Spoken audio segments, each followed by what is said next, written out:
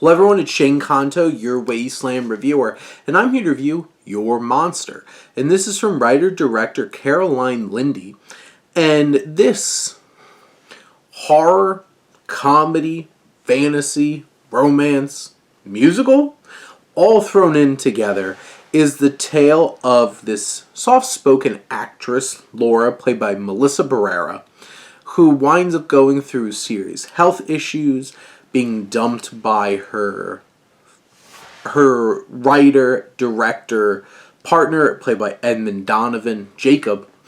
And she is a loss. She's in her own old apartment where her mother lived, where she grew up, and all of a sudden, this monstrous entity, this monster, this hairy monster, very like Beauty and the Beast kind of monster, comes out of her closet after all these years, and she's charmed by him, played by Tommy Dewey. And they build this connection over the course of this film as Barrera tries to get back the role that was written for her by her ex through thick or thin, a lot of adversity, twisted plot twists and turns. This is a wild film. It's a bold film. There's some bold choices and ambitious choices narratively, and some of them might not land in the most satisfying kind of way by the time the credits start rolling on this film. I am all in on this Beauty and the Beast-esque romance because Barrera and Dewey have incredible chemistry. Barrera has shown time and time again that she's an extremely talented actor. And whether it's Scream, or Abigail, or Your Monster, she really shows that she has a depth, a range of emotions that she's able to work with as an actor on screen. Dewey, who very, very recently was in Saturday Night, playing one of the writers, he was like one of the surprise standouts for me in that film. And he kills it here. He has this dark sense of humor. He has this danger about him, this aggression. But he also has this charm. He's a complex performer. This is a complex character, this monster. And I love the dynamic. The time that they spend between Barrera and Dewey's Laura and Monster, those are some of the best parts of the film. There's a stretch there where the monster's really not in it. And I feel like that is where the film loses a bit of its steam.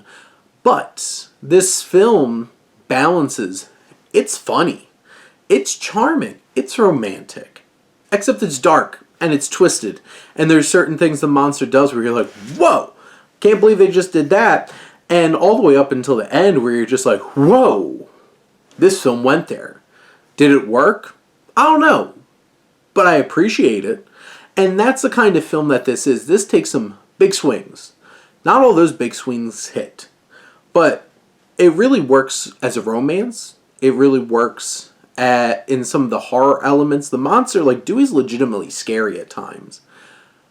I do feel like there's a bunch of bogged down extra drama with the ex and with Laura's best friend and this new actress who's taken her role.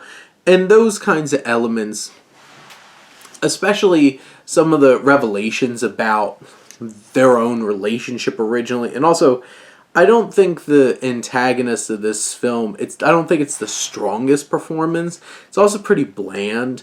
And that character is not really interesting, pulling you into this film. But, at the end of the day, this is really about Laura and the monster. And they have amazing chemistry. There's great uses of music. There's some really inspired directing and storytelling choices by Lindy that gives this film a lot of personality. And the makeup on Monster is fantastic, really well done. And with all of this said, all this crazy genre bending of fantasy, horror, comedy, romance, musical, it has some really effective musical beats too. And it all comes together to deliver a very charming, engrossing, and very watchable and entertaining experience that takes some big swings and you can appreciate it for it. But those are my thoughts on your monster. Let me know what you think and let's talk some movies. But thank you as always for tuning in and supporting your Wasteland reviewer.